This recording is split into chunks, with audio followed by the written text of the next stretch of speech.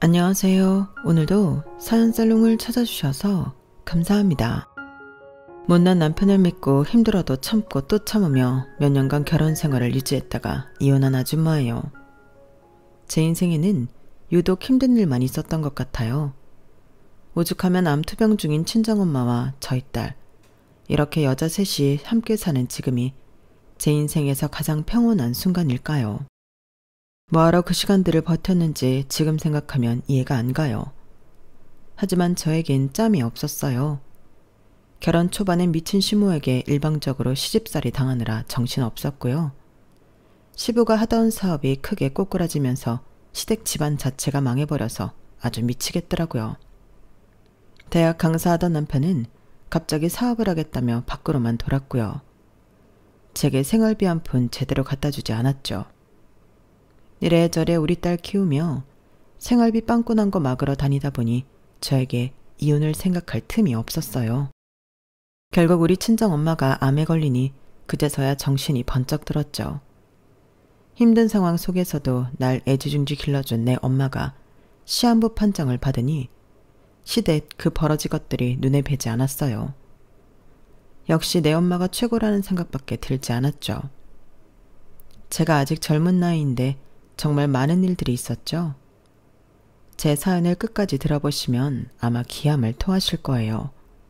더불어 여러분 자신의 인생이 비교적으로 평탄한 삶이었다고 느끼실지도 모르겠네요. 저희 엄마한테도 충격받으실까봐 제게 있었던 일들을 100% 다 말씀드리지 못해서 좀 답답했어요.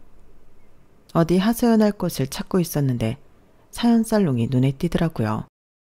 그 후로 구독해서 쭉 함께하게 됐는데 이제 제 이야기를 좀 풀어보려 합니다.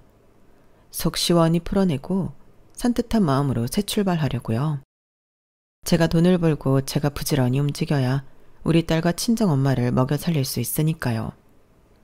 다행히 요즘 하는 돈가스 장사가 나름 잘 되고 있어서 기운이 좀 나네요. 하도 바쁘니까 걱정할 시간, 우울해할 시간도 전혀 없고요. 역시 사람은 몸을 움직여야 하나 봅니다. 바쁨이 최고의 우울증 치료제인 것 같아요. 전 어렸을 때도 늘 바삐 움직였어요. 심지어 아빠가 군인이셨기 때문에 이사도 많이 다녔죠. 38선에서 멀지 않은 곳에서 살아보기도 해서 어렸을 적 논밭에 뿌려진 삐라를 주워 경찰서에 가면 연필 한 다스를 받기도 했어요. 저희 부모님 사이는 그냥 평범했어요. 많이 싸우시는 편도 아니었고 서로 맞벌이 하느라 바빠서 애정 표현도 크게 못하고 살았던 것 같아요. 엄마가 건강하셨던 그때 당시 우리 부모님 두 분이 서로를 사랑하셨는지도 잘 모르겠어요. 그런데 이거 하나는 확실해요. 우리 집은 진짜 삶의 질을 바닥일 정도로 정말 아끼면서 살았어요. 가족 4명이 똘똘 뭉쳐 허리띠 졸라매고 살았죠. 지방이라 그때 당시 집값이 엄청 쌌고 집에 돈이 있음에도 불구하고 허름한 주택 전세살이를 했어요. 화장실은 야외로 나가면 공동 화장실 1개가 있었고요. 오죽하면 제가 뭐 먹고 싶다고 하면 사지 않고 산이나 바다로 가서 캐오고 잡아오고 했을까요? 다 돈 아끼기 위해서였죠. 그런데 제 입이 방정이지 그즘 굴전이 너무 먹고 싶더라고요. 엄마가 아주 가끔 갯벌에 나가서 굴을 캐오곤 하면 계란물 묻혀 굴전을 해주시곤 했거든요. 엄마, 저 굴전이 너무 먹고 싶어요. 미애도 나한테 굴전 먹고 싶다고 난린데. 엄마, 또 뻘에 나가 굴 좀 캐오면 안 돼요? 그래, 사랑하는 우리 딸내미들이 먹고 싶다면 엄마가 뭐든지 해주지. 마침 엄마 식당 일 쉬는 주말에 동네 아줌마들이랑 굴 캐러 가기로 했어. 주말에 꼭 해줄게. 엄마의 동네 친구들 3-4명과 함께 가셨죠. 몇 시간 지나지 않아 일행인 한 아줌마로부터 전화가 왔어요. 엄청나게 다급한 목소리였죠. 미정아, 네 엄마가 안개 속에서 길을 잃어서 경찰 부르고 구조대 부르고 난리 났어. 가까스로 몇 시간 만에 찾아서 병원으로 긴급 이송됐으니 얼른 너희 아빠랑 다 같이 병원으로 오려무나. 엄마 상황이 좀 심각해. 심각한 게 어느 정도로 안 좋은 상태인지 알 수 없었지만 혹시라도 엄마가 죽어버렸을까봐 너무 겁이 났어요. 아빠와 여동생과 함께 병원으로 다급히 갔는데 다행히 엄마는 숨이 붙어 있었어요. 하지만 바닷속에 빠졌던 터라 뇌를 많이 다쳐서 거의 식물인간 상태였어요. 몇 달 후 병원에서도 더 이상 해줄 게 없다고 하여 엄마를 집으로 모셨어요. 더 이상 우리 자매를 안아줄 수도 밥을 차려줄 수도 없는 엄마였지만 저희 자매에겐 너무나 소중했어요. 엄마가 돌아가시지 않고 집에 누워 계시다는 것만으로도 감사했어요. 하지만 아빠한텐 아니었나 봐요. 물론 처음에는 엄마가 좋아하던 꽃을 사서 몇 번 머리맡 꽃병에 꽂아두기도 하더군요. 퇴근 후 엄마 병간호를 정성스레 해주기도 했고요.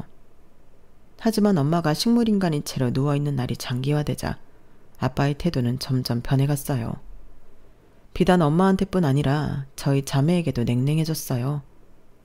저와 여동생은 초등학생임에도 불구하고 모든 일을 알아서 해야 했어요.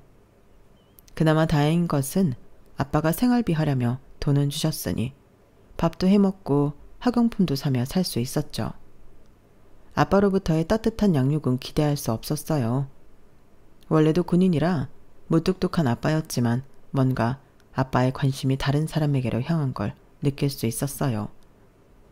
사실 아빠가 동네 꽃집에 자주 가 있으면서 꽃집 아가씨랑 얘기하는 걸 목격하기도 했어요. 사고로 누워있는 엄마를 위해 꽃을 사러 다니다가 꽃집 아가씨랑 정분이 난 모양이었어요. 그런데 그 모습을 보고도 전 아무런 감정이 들지 않았어요. 아빠에 대한 애정이 그만큼 없었나 봐요. 그냥 저렇게 식물인간이 되어 누워있는 엄마만 불쌍할 따름이었죠. 뭔가 씁쓸한 마음이 들 때면 엄마에게로 가서 귀에 대고 여러 말을 해드렸어요. 제가 할 수 있는 최대한 따뜻한 말, 응원의 말들이었죠. 엄마, 지금은 누워있지만 난 엄마가 언젠간 깨어나서 나랑 미애를 꼭 깨어나 줄 걸 믿어. 엄마는 강하고 따뜻한 사람이었으니 반드시 이겨낼 수 있을 거야. 내가 엄마 욕창 안 생기게 몸도 많이 움직여주고 깨끗하게 닦아주고 다 할 테니 꼭 깨어만 나세요. 내가 커서 효도하는 거 보셔야죠. 응? 엄마, 너무 사랑해. 엄마가 식물인간인 채로 누워있던 것도 어느덧 3년이란 시간이 흐르고 친척들이며 동네 사람들 모두 그만 엄마를 포기하라고 했어요. 아빠는 그마저도 관심도 없는 듯 했고요. 하지만 우리 자매는 엄마를 포기할 수 없었어요. 엄마의 숨이 다하는 그날까지 옆에서 지켜내고 싶었죠. 우리의 진심이 엄마에게 닿아서일까요? 엄마는 3년 정도 되었을 때 갑자기 몸을 꿈틀하고 움직이면서 식물인간에서 깨어나게 되었어요. 기적과도 같은 일이었죠. 구급차를 타고 얼른 병원에 모시고 가서 좀 더 확연히 깨어날 수 있도록 했어요. 그렇게 몇 달이 지나고 엄마는 식물인간 상태에서 완전히 깨어날 수 있었어요. 정신적으로 말이죠. 물론 신체적인 움직임은 뒤늦게 아주 천천히 괜찮아졌어요. 정말 소름 끼치도록 신기했던 건 지난 3년의 기간 동안 엄마가 다 들을 수 있었다는 거예요. 심지어 제가 엄마에게 해준 이야기들을 많이 기억하고 있더라고요. 미정아, 미애야. 우리 딸들이 엄마에게 사랑의 말들을 많이 해줘서 엄마가 생명의 끈을 놓지 않고 깨어날 수 있었던 거야. 다 우리 딸들 덕분이다. 정말 고마워. 엄마가 식물인간에서 깨어난 것에 너무도 감사하고 축하하던 자리에서 아빠는 멀찌감치 뒤에 서서 떨떠름한 표정을 짓고 있더군요. 그 이유는 엄마의 입을 통해 다 알 수 있었어요. 미정아빠, 당신이 내 옆에서 짓거렸던 말들도 난 다 기억하고 있어. 내가 못 들을 줄 알고 아주 저주의 말들을 퍼붓더구만. 뭐? 꽃집 여자랑 새로운 가정을 꾸리고 싶다고? 나더러 빨리 떠나달라고? 너 어디로 떠나다는 거야? 나더러 얼른 죽어달라는 거야? 뭐야? 당신이 사람이야? 애 둘 낳고 구두쇠 남편 잘못 만나 1,000원짜리도 벌벌 떨면서 쓰지도 못하고 허리띠 졸라매고 살아준 조강지처를 안쓰러워는 못할 망정. 뭐? 그렇게 우리 가정이 싫으면 당신이 떠나. 난 사랑하는 우리 딸내미들이랑 살 테니까. 당신 꼴도 보기 싫다고. 아빠는 최소한 사죄의 말은 하고 떠났어요. 미안해 여보. 당신이 내 말을 다 듣고 있는 줄은 꿈에도 몰랐어. 하지만 지난 3년간 내 인생은 당신 때문에 엉망이었고 나도 살아갈 원동력이 필요했어. 이제 당신이 깨어났으니 난 내 행복을 찾아 떠날게. 당신이랑 아이들이랑 최소한의 생활비는 챙겨줄 테니 살아갈 순 있을 거야. 미정아 미애야, 정말 미안하다. 몸 성취하는 네 엄마 잘 부탁한다. 정말 미안해. 이 아빠를 평생 원망하면서 살아도 좋아. 아빠에 대한 정이 그렇게 많지도 않았는데 막상 떠난다고 하니 눈물이 주르륵 흘렀어요. 갑자기 아빠를 붙잡고 싶은 마음이 커졌어요. 아빠, 우리 새 모녀를 버리고 이렇게 가버리는 게 어딨어요. 가지 마세요. 네? 이제 아빠 말 잘 듣고 아빠를 많이 좋아하도록 노력할게요. 제발요. 아빠도 눈물을 흘렸지만 단호하게 말했어요. 미안하다. 아빠에게 말 못할 사정이 있어. 그래도 생활비는 섭섭찮게 줄 테니 너무 걱정 마렴. 이게 아빠의 마지막 멘트였어요. 초등학교 고학년이었던 제게 생활비 섭섭치 않게 준다는 게 아빠로서 할 말인가요? 지금 생각해도 참으로 어이없는 말이네요. 어쨌든 엄마는 그 길로 아빠와 순순히 이혼을 해줬어요. 마음이며 몸이며 다 떠난 사람이니까요.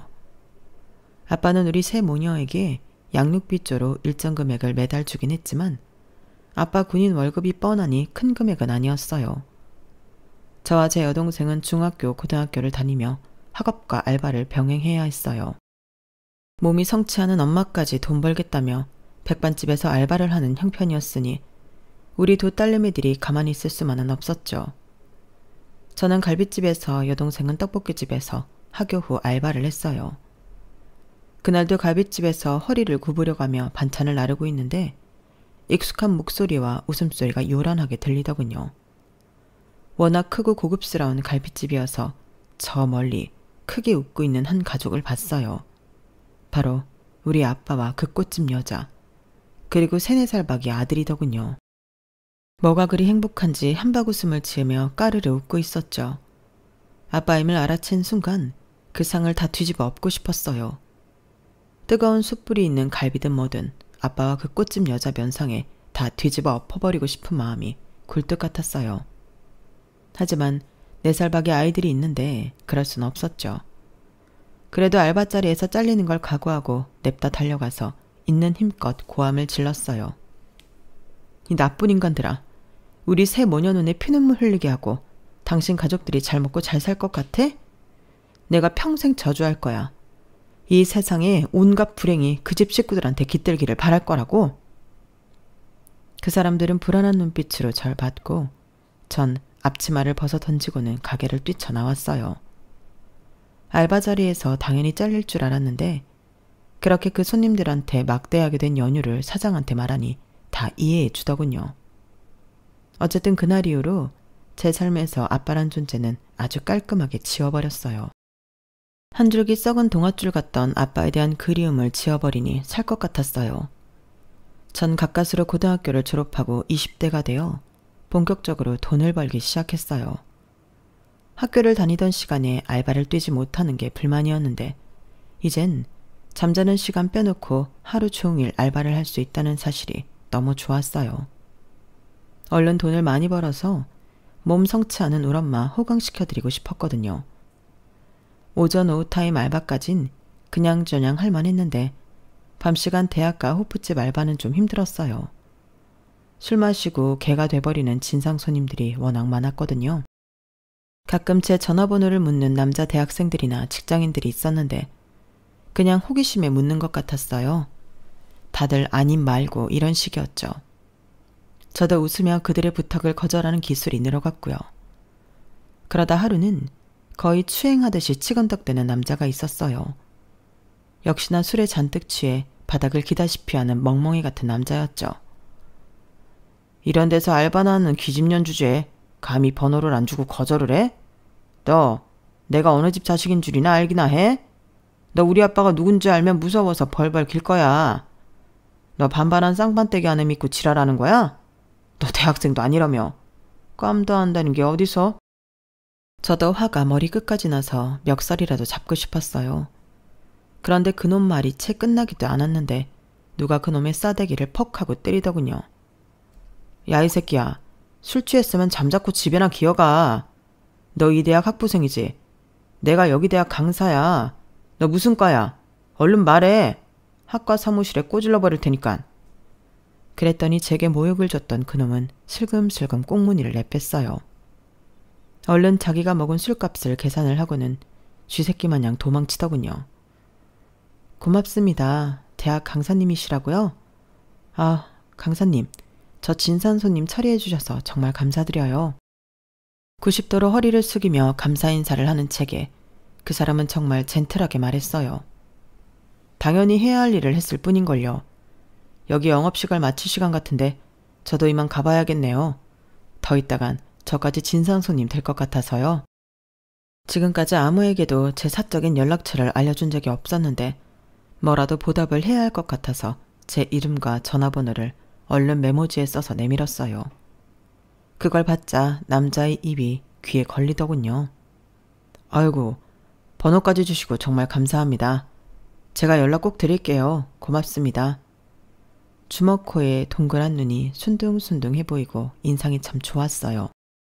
제가 어려움에 처했을 때 절 구해줬기에 첫인상이 더 좋았는지도 모르겠어요. 그는 그 다음날 아침 일찍부터 제게 연락을 해왔고 우린 너무 쉽게 가까워질 수 있었어요. 저와는 10살 가까이 차이가 나서 전 20대 초반, 그는 30대 중후반이었지만 나이 차이 따위 중요하지 않았어요. 연애해보신 분들 다 아실 거예요. 특히 초반에 콩깍지가 한 100겹 1000겹은 씌워지잖아요. 그냥 남친의 모든 게 다 좋았어요. 제 첫 남친이자 첫사랑이었으니까요. 남친의 이름은 하준석이었고 역사학 쪽으로 박사학위까지 취득 후 대학에서 시간 강사를 하고 있었어요. 외동이라고 했고 본인 말로는 아빠가 사업을 하고 있어서 집안이 부유하다고 하더군요. 전 그래서 시급이 짜다는 강사를 하고 있나 보다 라고 생각했어요.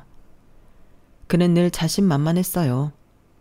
우리 아빠가 사업으로 자수성가해서 100억대 부자인데 내가 교수들 똥구멍 핥아가면서까지 싸바싸바해서 꼭 정교수 될 필요도 없어.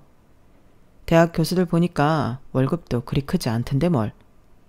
그래서 적당히 여유 시간 많은 강사 일이 많은 것 같아. 난 우리 아빠가 교수들보다 훨씬 많이 번다고. 지금 생각해보면 남친의 허세가 하늘을 찔렀지만 그땐 그 사람의 집안이 좋다는 것도 크나큰 장점으로 느껴졌어요. 나중에 결혼 생활하면서 깨달았죠. 시댁 돈은 실제로 받기 전까진 절대 남편 돈도 내 돈도 아니라는 것을 말이죠.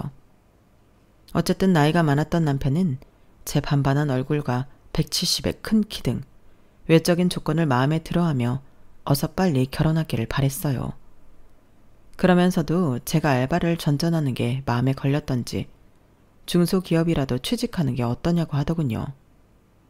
저도 사무실 책상에 앉아서 편하게 일하고 싶은 마음도 있었기에 몇 가지 자격증을 따서 소기업 취업에 성공했어요.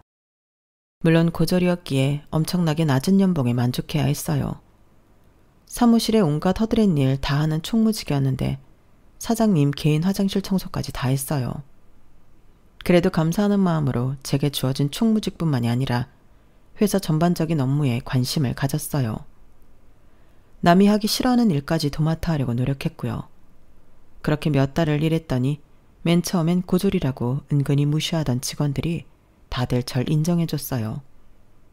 사장님께서도 직원 잘 뽑았다고 항상 칭찬해줬어요. 6개월 정도 지나 회사에 완벽 적응하자 남친은 바로 결혼을 밀어붙였어요. 본인 부모님께도 제 존재에 대해 말씀드렸다고 하더군요. 미정아, 이제 진짜 우리 결혼할 일만 남았다. 내가 나이가 있으니 우리 엄마 아빠도 결혼 반대 안 하시고 우리 미정이를 정말 아껴주실 거야. 성품과 인성이 아주 좋으신 분들이거든. 사회적으로 성공해서 지위가 있으신 분들이니 매너가 세련될 수밖에 없지 뭐. 남친으로부터 그렇게 말을 들으니 조금은 안심이 됐어요. 그런데 바로 이튿날 제가 다니던 사무실에 난리가 났더군요. 웬 아침부터 아줌마가 제 이름을 외치며 온갖 쌍욕을 늘어놓고 있었어요. 이 미친년 어딨어? 김미정인지 구미호인지 어딨냐고? 아유, 내 끔찍하던 아들을 꼬셔서 우리 집 재산 다 빼내려고 작정을 했구나. 우리 집 재산이 100억이 넘어가는데 거지년이 우리 집에 며느리로 들어오려고 해? 우리 집이 얼마나 뼈대 있는 가문인데 내 인연 잡히기만 해봐라. 멀리서 본 아줌마의 면상에 남친의 코와 똑같은 주먹코가 붙어있길래 남친의 엄마임을 직감했어요. 전 얼른 유리문 너머 사무실로 뛰어들어가 그 아줌마를 제지하려 했지만 다 지켜보고 있던 사장님이 제 앞을 막아서더군요. 미정씨, 가만히 있어. 내가 누구보다 미정씨 인품을 잘 알고 있는데 웬 지랄 맞은 아줌마가 와서 아침부터 깽판을 부리는구만. 내가 바로 경찰 부를 테니 그냥 사장실에 숨어 들어가 있어. 상황 정리되면 나오라고. 전 사장님의 배려로 그 사건에 연루되지 않을 수 있었고 출동한 경찰이 와서 남친 엄마를 잡아갔어요. 전 당연히 참고인으로서 경찰에 가봐야 했지만 경찰에 의해 연행된 남친 엄마는 깨갱하고 풀이 죽어있더군요. 네가 김미정이니? 여기 경찰 선생님들께 말씀 잘 드려서 나 좀 얼른 풀려나게 해줘. 내가 뭐 잘못했다고 경찰서까지 끌려와 했는지 모르겠네 그려. 그 후로 남친과 남친 아빠까지 놀래서 달려왔길래 일단 제가 경찰한테 말 잘해서 풀려나게 했어요. 경찰서에서 나오자마자 절 아래 위로 죽일 듯이 노려보는 건 마찬가지였지만 일단 그렇게 무마되었죠. 전 남친에게 이별을 고했지만 남친은 눈물 콧물 다 흘리며 매달렸어요. 미정아, 나 너 없으면 안 돼. 나 진짜 미치는 걸 보려고 그래? 자기 닮은 아기 낳을 거야. 당신이 날 차버려도 난 지구 끝까지 쫓아갈 거라고. 정말 남친은 지구 끝까지 쫓아올 기세였어요. 정말 스토커가 따로 없었죠. 그래도 제가 목석처럼 변화가 없자 남친은 우리 가족을 공략하기 시작했어요. 우리 집에 들어와 엄마와 여동생과 서스럼 없이 한 식구처럼 지내더군요. 뭐야? 우리 집에 또 와 있는 거야? 자기 대학 강의 없어? 강사가 공부하느라 바빠야 하는 거 아니야? 얼른 집에 가. 또 자기 엄마가 여기까지 찾아와서 난리치면 어떡해. 제가 야멸차게 남친에게 말했더니 이미 남친과 정이 든 저희 엄마가 더 난리였어요. 아, 얘 미정아. 하서방이 널 엄마라 사랑하는데 남자 마음을 그렇게 못 받아주니. 너도 참 매정하다 얘. 하서방이 우리 집 대청소 다 해주고 소갈비찜까지 해줬어. 집안 좋고 요리까지 잘하고 복스럽게 생긴 남자가 어디 흔하겠니? 얼른 다시 잘해봐. 엄마 소원이야. 어? 그렇게 사랑하고 아끼는 우리 엄마의 소원이라는데 제가 못 들어드릴 이유가 없었어요. 지랄 맞은 시모가 겁이 나긴 했지만 착한 남친 하나만 믿고 다시금 결혼을 결심했어요. 그때 그 결심에 대해 결혼 생활 내내 저와 친정엄마 둘 다 땅이 꺼지도록 후회할 줄은 미처 몰랐죠. 저도 어렸고 남편의 시간 강사 월급만으로는 살림이 힘들었기에 결혼 후 시댁 합가가 당연한 줄 알았어요. 사업하시는 시부 덕분에 시댁은 넉넉한 형편이었고 방이 5개나 있었기에 큰 불편 없이 살 수 있을 거라 생각했죠. 15평 우리 친정에 비해 90평짜리 시댁 아파트는 정말 대궐 같았어요. 처음 한 일주일은 정말 황홀한 기분까지 느낄 정도로 좋았지만 시간이 흐를수록 시댁이 마치 창살 없는 감옥처럼 느껴졌죠. 특히 초반엔 시모의 구박이 도가 지나칠 때가 많았어요. 심지어 제가 임신을 빨리 해서 배가 남산만 할 때도 제게 모든 일을 다 시키고 모욕적인 언사도 다반사였어요. 야, 이 집에서 일하는 아줌마들 다 잘랐다. 아, 왜 회사가 어려우면 구조조정 하잖냐? 우리 집도 너 시아버지 사업이 요즘 불경기라 인원 감축을 좀 했다. 네가 어려서부터 허드렛 일 다 하고 살았는데 아줌마를 따로 들일 필요가 뭐가 있겠니? 앞으로 이 집 구석구석을 쓸고 닦고 화장실 3개 매일 청소하도록 해라. 나 참, 너 이제 아기 낳으면 육아휴직 들어간다고 했지? 잘 됐네. 이제 집에서 편하게 쉴 테니 집안일 할 시간이 더 늘어나겠네? 어머님, 제가 마냥 쉬려고 육아휴직 하는 건가요? 어머님께서도 아기 키워봐서 잘 아실 거 아니에요. 일하는 아줌마들 한 명이라도 남겨두셔야지 다 잘라버리시면 어떡해요. 그럼 어머님께서도 집안일 함께 해주세요. 저 혼자 90평 살림살이 다 못해요. 아기라도 봐주실 건가요? 야, 난 너같이 천박한 집안 출신 아니다. 곱게 자라서 부잣집에 시집와서 물 한 방울 안 튀기고 살아온 나한테 뭐? 아기를 키우라고? 나보고 똥기저귀 갈고 뭐 그런 거 하라는 얘기냐? 난 못한다. 안 해. 시부는 웬일인지 저를 비롯한 가족들한테 별로 관심이 없었고 늘 사업에만 열중했어요. 하필이면 제가 결혼할 즈음 사업이 내리막길을 걷기 시작했거든요. 그렇다고 남편이 잘 도와주느냐 하면 그것도 아니었어요. 저희 딸 소리가 태어나면서부터 왠지 매일 바쁘다며 바깥으로만 돌았고 집에도 잘 들어오지 않았죠. 저 혼자 애 키우며 시댁 살림살이까지 해야 했어요. 잠도 하루에 1~2시간씩 자가면서 모든 일을 홀로 도맡아야 했어요. 아주 미치고 환장하겠더라고요. 속으로 이놈의 집구석 평수나 좁으면 좋겠구만 이렇게 생각했었죠. 그런데 진짜로 시부 사업이 폭삭 망해버려 90평 집은 온데간데 없어지고 우리 5 식구는 투룸짜리 집으로 옮겨가야 했어요. 그 와중에 시부가 스트레스를 많이 받았는지 쓰러져서 돌아가시고 말았죠. 평소에 그리 정도 없는 시부였기에 엄청나게 슬프진 않았지만 이사하는 도중에 장례식까지 치러야 하는 정신없는 상황이 펼쳐졌어요. 그때가 한창 장례식장이 붐빌 때였는지 정말 어렵게 장례식장을 잡아 한창 손님을 받고 있는데 갑자기 누군가가 깽판을 부리더군요. 야, 이 구미호 같은 여편네야. 다방 레지 주제에 우리 아버지 꼬셔서 애까지 덥석 가지고 기어코 우리 가정 박살내더니 아버지까지 기빨려 죽게 만드냐? 니년 때문에 우리 엄마는 시름시름 앓다가 돌아가셨어. 심지어 우리 아버지 사업까지 다 망하게 만들어? 남의 눈에 피눈물 나게 해놓고 그동안 우리 아버지 돈으로 잘 먹고 잘 살았지? 아버지가 사업 망해도 꼬불 쳐놓은 현금 좀 있다고 했어. 니냐는 그 돈이 어디 있는지 다 알고 있지. 얼른 내놔. 우리한테 다 내놓으란 말이다. 손가락질하면서 그 사람들이 고래고래 고함을 치고 있었어요. 그 손가락이 향하는 곳은 바로 우리 시모였죠. 전 시모가 당연히 정실 부인인 줄 알았는데 나중에 알고 보니 다방 여자 출신의 첩이었는데 남편을 낳고 어떻게든 정실 부인의 자리를 뺏었더군요. 참네. 그 사실을 알고 나선 우습지도 않았어요. 그리고는 예전 저희 친정아빠가 떠올랐어요. 우리 새 모녀를 버리고 꽃집 여자에게로 떠난 비정한 아빠 말이에요.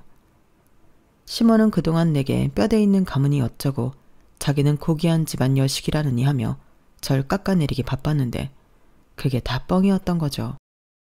안 그래도 미운 시모였는데 과거를 알게 되니 시모가 극도로 혐오스러웠어요. 부자는 망해도 3대는 먹고 산다는데 우리 시부는 찐부자는 아니었나 봐요.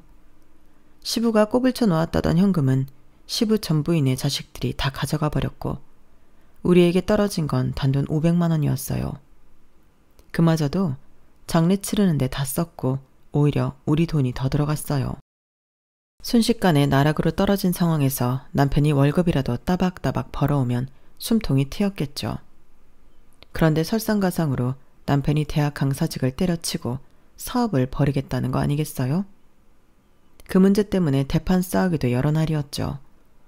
그때마다 옆에서 괜히 사업바람 넘는 시모가 더 얄미웠어요. 야, 우리 아들이 월 200도 안 되는 대학 강사 일을 계속 해야겠니? 돌아가신 아버지 마냥 사장 소리 들으면서 떵떵거리고 살고 싶다잖니? 너 같은 촌녀는 100번 말해도 몰라. 상류층의 세계를 말이야. 어머님, 우리가 지금 하층민 중에 하층민인데 무슨 상류층 얘기를 하세요? 이제 남은 건 이 투룸 보증금 뿐이라고요. 사장 소리는 개뿔. 사업 자금이 어딨다고 뭔 사업이야. 여보, 좀 현실을 직시해요. 남편은 아기 낳고 나서부터 늘 집안 돌아가는 꼴이 어쩌고 하면서 짜증만 내면서 집을 나가버리기 일쑤였어요. 에이, 이놈의 집구석은 남자 피 말리는 집구석이지 아주. 하나밖에 없는 남편 기 좀 살려주라. 어? 남편은 그냥 휙 바람처럼 사라지면 끝이었고 생활비를 안 갖다 주는 달이 더 많았어요. 전 당연히 복직을 해야만 했어요. 우리 딸 소리를 미덥지 못한 시모에게 맡기고 말이죠. 그런데 시모가 우리 딸을 봐준 뒤로 소리가 급격히 살이 찌고 잠이 늘었어요. 건강하게 살찌는 게 아니라 아기가 매가리가 없었죠. 그런데 부엌에서 좀 이상한 점을 발견했어요. 세일에서 엄청 큰 자루에 백설탕을 샀는데 그게 벌써 반토막이 나버린 거 아니겠어요? 어쩐지 아기 젖병이 찐득찐득할 때가 많았는데 화가 나서 시모한테 따져 물었어요. 어머님, 우리 소리한테 백설탕 가루를 먹이신 거예요? 저 백설탕 큰 자루가 며칠 안 돼서 반토막이 났잖아요. 아주 우유에 들이부어서 먹였나 봐요. 사실대로 말씀해 주세요. 맞죠? 야, 소리 살도 포동포동하게 찌고 얼마나 보기 좋으냐? 설탕이 당뇨병 걸린 노인들한테는 안 좋지 아이한테 안 좋다는 증거 있어? 설탕 타주니까 아주 잠도 계속 자고 내 신간이 편하더라. 전 정말 머리 끝까지 화가 치밀어 올랐어요. 어머님 미치셨어요 정말? 우리 아기 죽일 셈이에요? 앞으로 절대 어머님한테 우리 소리 안 맡겨요. 아기한테 손도 대지 마세요. 그 후로 잘 다니던 회사에 사직서를 냈어요. 우리 소리를 더 이상 악독한 시모 손에 맡길 수는 없었거든요. 회사에서 나름 열심히 일하는 직원이라며 평이 좋았기에 사장님 이하 간부들이 많이 잡더군요. 하지만 상황을 설명을 했더니 그나마 퇴직금을 두둑히 주시며 잘 살으라고 했어요. 사장님 마지막 말씀이 기억나네요. 미정씨, 무소의 뿔처럼 혼자 가는 것도 좋다고 봐. 굳이 결혼이란 제도에 얽매여 살 필요는 없다고. 사장님 말씀대로 그때 결혼을 때려쳤어야 했는데 저의 이혼 결정은 한참 늦어졌죠. 전 집에서 할 수 있는 일을 찾아서 해야 했어요. 제가 요리는 자신 있었기에 집에서 돈가스를 만들어 홍보하고 배달 전문으로 판매했어요. 요즘엔 배달 앱이 잘 돼 있어서 홍보만 잘하면 알아서 주문이 곧잘 들어왔어요. 푸짐하고 저렴하게 게다가 맛도 좋고 빛깔 좋게 만드니 매출이 꽤 있었어요. 이제서야 숨통 좀 트였다 싶었는데 여동생으로부터 한 통의 전화를 받고는 하늘이 무너지는 것 같았죠. 언니, 고생만 한 우리 엄마가 암이래. 위암 2기래. 우리 엄마 죽으면 어떡하지? 나 너무 무서워. 큰언니로서 여동생을 달래줬지만 저도 무서워서 사지가 벌벌 떨렸어요. 엄마를 이대로 잃을 수만은 없었죠. 일을 조금은 줄이고 엄마 간병하는 데 올인했어요. 우리 소리를 아기띠로 안고 암병원을 숱하게 다녔네요. 그런데 그 와중에 남편이 한다는 소리가 아주 가관이었어요. 내 머리를 망치로 꽝 하고 치는 기분이었죠. 소리 엄마, 장모님 암 보험금 타셨겠네? 옛날 젊은 시절에 친구 권유로 보험 들어놨다고 하지 않았어? 아, 식물인간 됐을 때도 보험금 좀 받았다고 했잖아. 옛날 보험이 보장도 좋고 지급도 꽤 세지 아마? 그 보험금 내 사업에 투자하면 단기간에 딱 3배로 불려드릴 자신 있는데 내 제안 어때? 장모님한테 한번 여쭤나 봐야겠다. 뭐? 아니 그렇게 확실한 사업을 하는 위인이 집에 코딱지만한 생활비 한 번을 제대로 못 갖다 주냐? 지금 암으로 고통받고 있는 장모님한테 그게 할 소리냐고. 당신 인간 맞아? 무슨 소시오패스 아니야? 우리 소리가 당신 닮을까봐 무섭기까지 하다. 이대로는 더 이상 못 살아. 이 집안의 노예며 호구짓 그만할 거야. 우리 이혼하자고. 어쩐 일인지 남편은 순순히 이혼하자고 하더군요. 제가 살고 있던 토름이 반전세였는데 그 보증금을 위자료째로 주겠다고 했어요. 대신 양육비에 대해서는 말끝을 흐렸어요. 보나마나 사업이 잘 안 되고 있는 것 같기에 애초에 양육비를 기대하지도 않았고 제대로 주지도 않더군요. 전쟁터 같은 토름에서 시모와 남편이 나가고 친정엄마가 들어오시니 평화가 찾아왔어요. 물론 시모가 순순히 곱게 나가주진 않더군요. 더러운 성격과 걸레물은 입은 여전했죠. 야, 네가 이제 나랑 남남인데 왜 우리 남편 돈으로 해준 트름 보증금 2천만 원을 네 몫으로 줘야 하냐? 네 년이 끝까지 꽃 빼먹고 비슷한 짓을 하는구나. 망할 년, 독한 년. 어머님, 아니 할매요. 이제 내 시어머니도 아니니까 그냥 할매라고 할게요. 그럼 내가 이 집안에 시집와서 90평대 아파트서부터 집안이란 거 다 돈으로 환산해서 쳐줘요. 그럼 이 트름 내놓을 테니 그럴 돈이나 있어? 이제 할매보다 내가 돈 더 많으니 조용히 하셔. 그동안 같이 살면서 참 더러웠수다. 다시 만나지 맙시다. 시모는 분을 이기지 못하고 부들부들 떨면서 집을 나가더군요. 아주 통쾌했죠. 우리 친정엄마는 몸이 성치 않았지만 그래도 누가 뭐래도 엄마가 최고였어요. 친정엄마 옆에 소리와 제가 나란히 누워 자는데 셋 다 하도 제잘되면서 옛날 이야기하느라 밤이 깊어가는 줄도 모르고 깔깔댔죠. 행복하게 지내서인지 엄마의 암 경과도 꽤 좋아졌어요. 역시 웃으며 마음 편히 사는 게 최고인 것 같아요. 이혼한 지 1년쯤 지났을까? 집에서 하던 돈가스 사업이 날개도 친 듯 잘 되어 아예 매장을 내게 되었어요. 뒤에 조그마한 살림집이 붙어있는 특이한 가게였는데 엄마와 소리를 돌보면서 장사를 할 수 있겠다 싶어 이사를 결심했어요. 이삿짐을 싸려고 남편 방이었던 곳에 묵혀둔 서랍을 치우는데 서랍 맨 아래 웬 통장이 있더군요. 무심코 열어봤는데 잔액이 무려 30억이었어요. 내가 잘못 봤나 싶어 눈을 씻고 다시 봐도 여전히 30억의 잔액이 있었어요. 생전 듣도 보도 못한 액수였죠. 30억? 도대체 이게 무슨 돈이지? 남편 명의의 그 통장 뒤엔 주소가 하나 적혀 있었어요. 마음 같아선 당장 그 통장을 들고 주소지로 달려가고 싶었으나 일단 상황 파악을 위해 사람을 고용했어요. 아주 유명한 사설탐정이었죠. 몇 주 그 사설탐정의 브리핑을 통해 모든 사건의 전말을 알게 되었어요. 충분한 증거 자료를 확보한 뒤 통장에 찍힌 주소지로 찾아갔어요. 남편이 얼마나 거지 같은 인간인지 사설탐정을 통해 들었기 때문에 아주 의기양양하게 들이닥쳤죠. 그런데 벨소리에 놀라서 나온 아이들을 봤는데 너무 소름이 끼쳤어요. 시모로부터 물려받은 그 주먹코와 똑같은 코에 쌍둥이 아이들이 몰려나왔죠. 우리 아빠 찾아왔어요? 우리 아빠는 손님이 많이 와. 그치? 인기가 엄청 많나 봐. 너희들 몇 살이니? 너희들 아빠 이름이 뭐야? 아빠 성함 알아? 우리요? 5살이요. 아빠 이름은 하준석이요. 배신감에 치가 떨렸어요. 우리 소리가 5살인데 심지어 소리와 동갑인 배다른 자식들이 존재했다니 분노가 차올랐죠. 뒤이어 남편이 빼꼼히 모습을 드러냈어요. 전 그 인간 이하의 말종에게 서류를 뿌리며 소리쳤어요. 야, 이 새끼야. 우리 소리랑 동갑인 다른 자식들이 있었냐? 그동안 두 집 살림하느라 힘들었겠다. 능력도 없는 사기꾼 주제. 참네. 이 서류들이 다 뭔 줄이나 알아? 내가 사람 시켜서 네 뒤를 다 캐봤지. 실체도 없는 곳에 투자하라고 투자자들 꼬셔서 돈도 많이 꼬불 쳐놨더라. 30억? 너 내가 경찰한테 신고했으니 딱 기다려. 이 자리에서 바로 감옥으로 직행하게 만들어줄 거야. 남편은 아연실색하여 무릎 꿇고 빌었어요.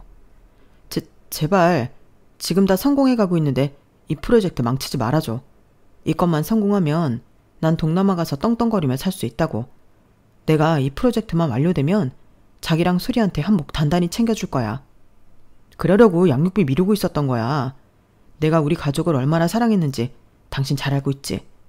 그리고 우리 쌍둥이들은 정말 미안해. 하룻밤에 실수로구만. 본의가 아니었어. 그래도 생명은 소중한 거잖아. 소리의 동생들이라 생각하고 우리 쌍둥이는 건들지 말아줘. 뭐? 네가 밖에서 나온 자식들 소중한 건 알고 우리 소리한텐 전화 한 통 없었냐? 이 미친놈아. 난 네가 나락으로 빠지는 것까지 다 보고 죽을란다. 어디 갈 때까지 가보자고. 경찰 조금 있으면 올 테니 딱 기다려. 전 이미 경찰에게도 남편의 불법 사기 행각에 대한 자료를 모두 남겨주었기에 아주 홀가분한 마음으로 집으로 돌아왔어요. 그 다음부터는 우리나라의 사법 시스템을 믿고 맡기는 수밖에 없었죠. 지금도 남편에 대한 재판이 여전히 진행 중인 걸로 알고 있어요. 물론 증거인멸의 우려가 매우 크니 구속 상태에서 말이죠. 시모는 들어 누워있대나 뭐래나 더 이상 가족도 아닌데 제 알 바 없죠 뭐. 몇 년간에 걸친 저의 결혼 대서사시가 이제서야 진짜로 막을 내린 기분입니다. 사건은 모조리 비극으로 끝났지만 이제 저와 우리 소리, 친정엄마만 잘 살면 장땡이죠 뭐. 예전에 다니던 회사 사장님의 말씀이 기억나는 요즘입니다. 무소의 뿔처럼 혼자서 가라는. 저 혼자 씩씩하게 이 세상 잘 헤쳐나가 보렵니다. 이 시간에도 열심히 사시는 분들 모두들 화이팅입니다. 우리 모두 힘내자고요. 여러분, 사연 댓글에 응원과 현명한 조언 부탁드려요. 좋아요와 구독은 저에게 큰 힘이 됩니다. 오늘도 좋은 일 가득하세요.